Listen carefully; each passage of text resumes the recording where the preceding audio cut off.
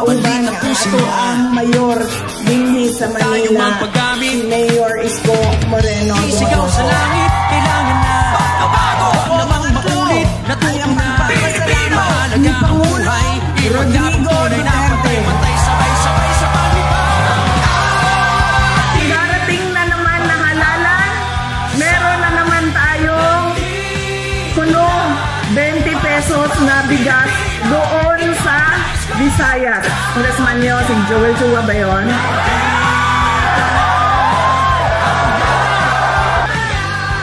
Putang inyara rin. Putang inyara rin. Nandito ako ngayon sa distrito niya. Nagpapakilala ako sa inyong lahat. Ako, si Sara Duterte. Kaya ko makipag-away sa kanal.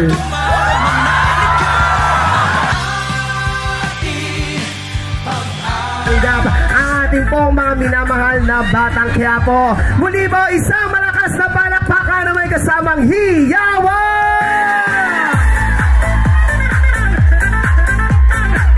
At sa mga pagkakataon po ito, ang susunod naman po nating tagapagsalita ay may pusong misyonaryo. Tunay na may pagmamahal sa kapwa, kaya yan po ang ipakilala ang isang leader na kahit kailan ay hindi tayo iniwan sa gitna ng laban natin sa pandemya. Ang batang galing sa hirap, nagsumikap. Ang batang Maynila, Yorme Isko Moreno Domagoso.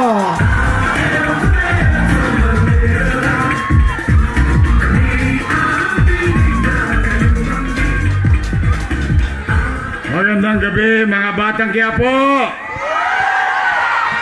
Nako, balita ko kanina pa kayong alas 6 ng gabi. Di wala nagsaing sa bahay. Patay. Maraming titilapong kaldero. Kung ito sa Quiapo, dahil mas gugustuhin ko na mapakinggan ninyo ang mensahe sa inyo mismo ni dating Pangulong Rodrigo Roa Duterte na dadalhin sa atin ang mensahe na yan ng kanyang maganda at magaling na anak na Vice President Sara Duterte.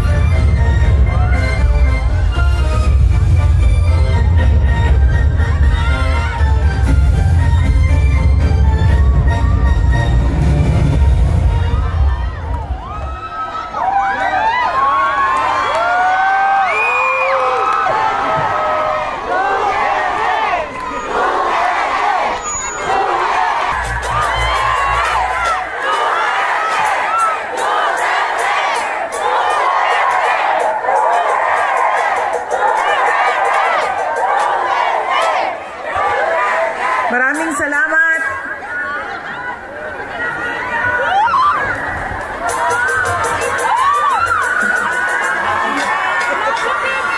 Assalamualaikum warahmatullahi wabarakatuh. Madayaw maayong gabi kaninyong tanan. Magandang gabi sa inyong lahat. Unahin ko po muna ang aking mga pagpapasalamat. Nagpapasalamat tayo sa ating babalik na Mayor Isko Moreno Dumagoso sa kanyang pagpapahiram sa atin ng stage, ng ilaw, ng kuryente, ng mikropono para mapaabot sa inyo ang aming mga mensahe ngayong gabi na ito. Pangalawang pagpapasalamat ay sa inyong lahat, mga kababayan, dahil marami sa inyo ang hindi pa kumakain, hindi pa nagluto, pero nandito galing pa sa trabaho, pero nandito kayo para makinig sa amin at sa aming mga mensahe para sa bayan. Maraming salamat po sa inyong lahat.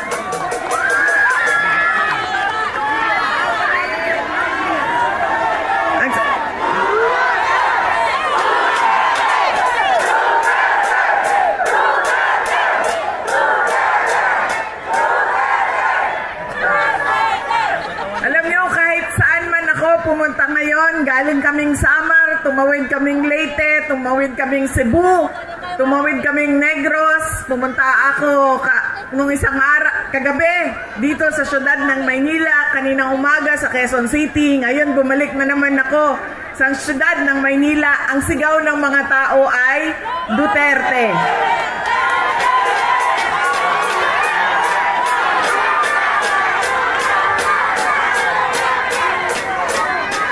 Baka lang po, nakakalimutan ninyo na hindi po ako kandidato ngayong eleksyon na ito. Pero nandito ako para maglabas ng nararamdaman ng karamihan ng taong bayan sa ating pamahalaan ngayon. Pero tapusin ko po muna ang aking mga pagpapasalamat. Ang sunod po na pagpapasalamat ay mula sa akin, personal, sa inyong lahat, mula sa mga kasamahan ko at sa aming opisina sa tanggapan ng pangalawang Pangulo sa inyong patuloy na suporta at pagtitiwala sa aming lahat. Maraming salamat po sa inyong mga kababayan. Ang huling pagpapasalamat ay mula po sa pamilya namin, ang pamilya Duterte. Napakalaki ng utang na loob namin sa inyong lahat sa pagkakataon na ibinibigay ninyo sa amin na makapaglingkod sa ating bayan. Dako kaayo ang amuang utang nga kabubuton kaninyong tanan sa oportunidad na ginahatag ninyo kanamo nga mga makaserbisyo sa ato ang nasod. Daghan kaayong salamat. Daghan salamat. Alam nyo, marami sa ating mga problema ngayon ay dahil sa ugali nating mga Pilipino kung paano tayo pumipili ng leader ng ating mga komunidad at ng ating bayan. Una na ugali ng Pilipino ay kung sino yung nagpapatawa sa kanila, sumasayaw, kumakanta, na-entertain sila, ay yun ang naaalala nila pag-upo nila doon sa presinto, sa voting precinct natin. Hindi na natin tinatanong, ano ba ang pangako ng tao na ito nung siya ay tumayo sa entablado para mangampanya? Tinupad ba niya ang kanyang pangako? Yan ang ugali natin. Maganda sa paningin, sumasayaw, na-entertain ako, naaaliw ako sa kanya, iboboto ko siya. Hindi na natin tinanong, noong ba ikaw ay nangako na 20 pesos ang kilo ng bigas ay tinupad mo ba?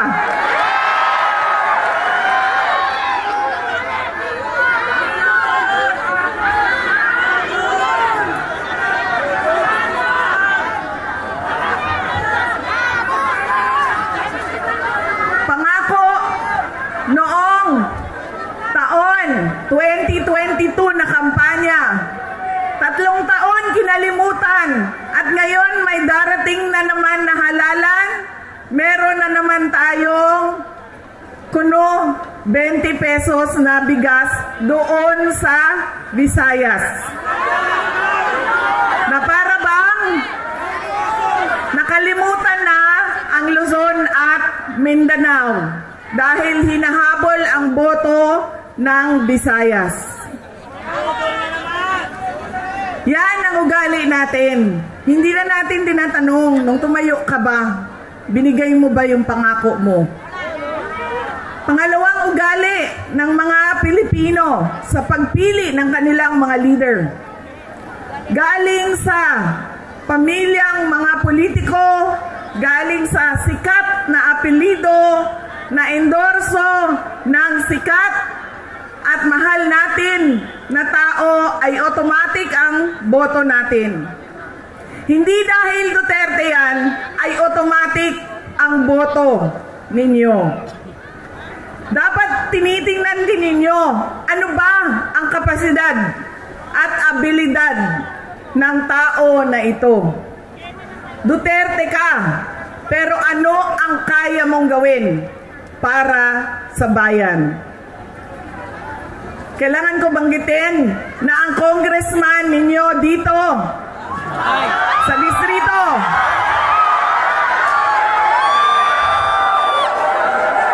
ay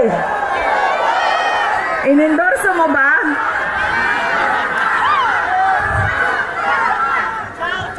Patay.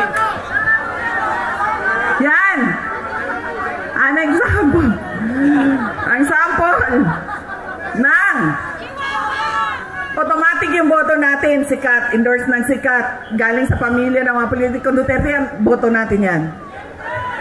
Ganyan ang ugali nating mga Pilipino. Alam nyo, yung congressman nyo, si Joel Chua ba yun?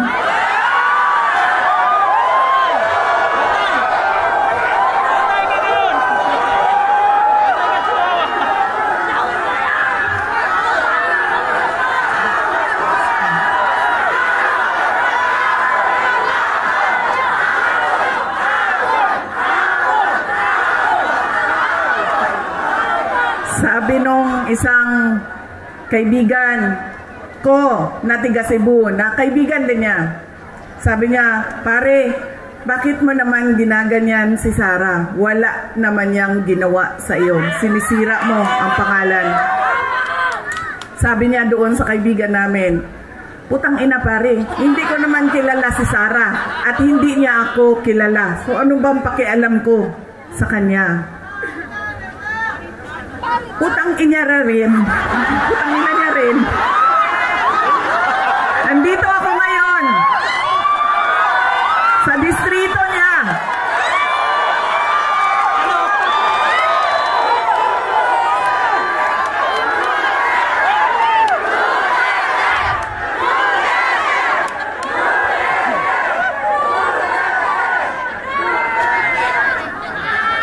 Nagpapakilala ako sa inyong lahat. Ako si Sara Duterte. Kaya ko makipag-away sa kanal.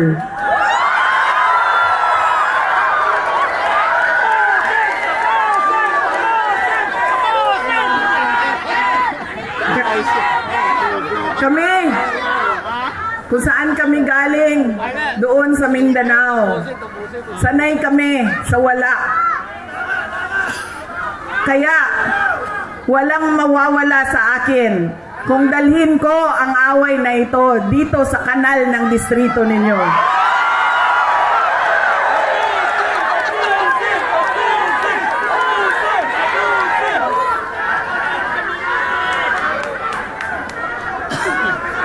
Mga sis, saan kayo galing?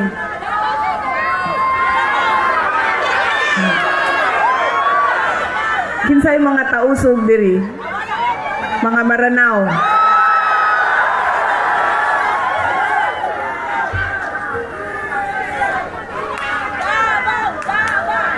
Kinsay mga Bisaya.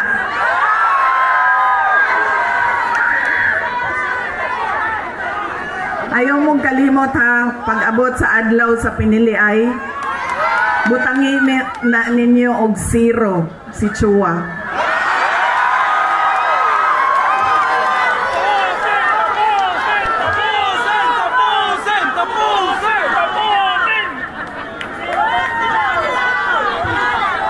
Pangalawa, sikat na apelido, pamilyang politiko, automatic ang boto natin. Pangatlong, ugali ng mga Pilipino sa pagpili ng kanilang mga leader.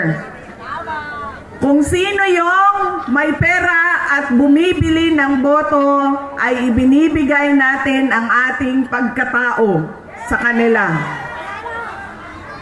Alam nyo, galing akong Bacolod, galing akong Manila, kahapon, Quezon City. Tinatanong ko ang mga tao, magkano ba ang bilihan ng boto? 2,000, 3,000.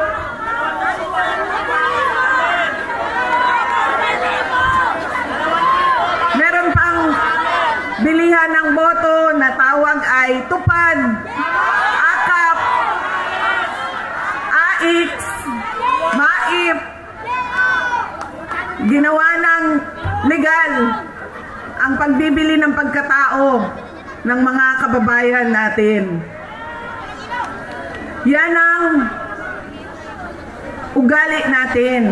Kung sino yung magbabayad, bibigay ko sa kanya ang boto niya. Tanggapin natin ang pera. Bakit hindi? Galing naman yan sa gobyerno.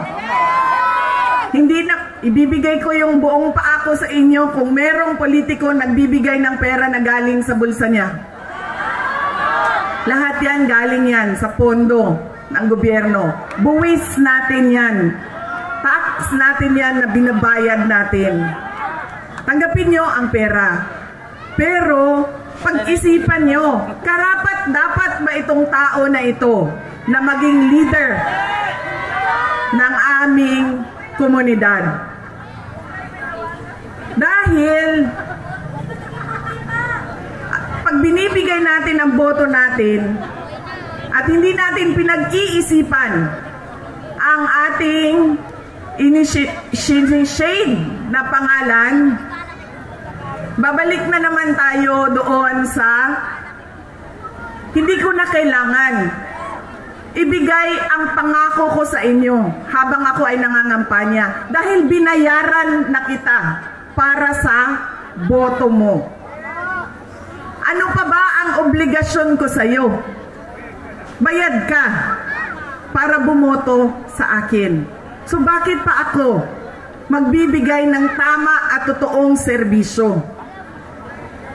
Kami doon sa syudad ng Davao, hindi kami naglalagay kailanman ng budget na pambili ng boto. Alam mo anong nangyayari sa Davao? Yes, ma'am. Ang mga taga-Marawi, naa sa Isla Verde, naa sa Boulevard, boboto sila sa umaga sa Davao City dahil boboto sila para sa mga Duterte. Tapos babiyahe sila papuntang Marawi, Maguindanao, Cotabato City dahil boboto sila para sa bayaran doon. Diba? Trak-trak kayo na bumabiyahe panahon ng halalan para kumuha ng pera sa mga kapitbahay. Mga flying voters, ilang beses ko na yan sinabi sa COMELEC. Kailangan automated ang listahan ng mga tao. Dahil kung hindi ninyo ginawa yan, at hindi niyo biometrics yan, ganyan lagi ang kultura ng ating halalan. Boboto dito, lilipad sa Bulacan, boboto doon, tatanggap. Ganyan sa amin. Hindi kami nagbibigay. Boboto sila, sa umaga, babiyahe sila, tapos boboto sila doon sa kapitbahay namin. Doon kasi may bigayan ng pera. Yan ang nangyayari sa atin.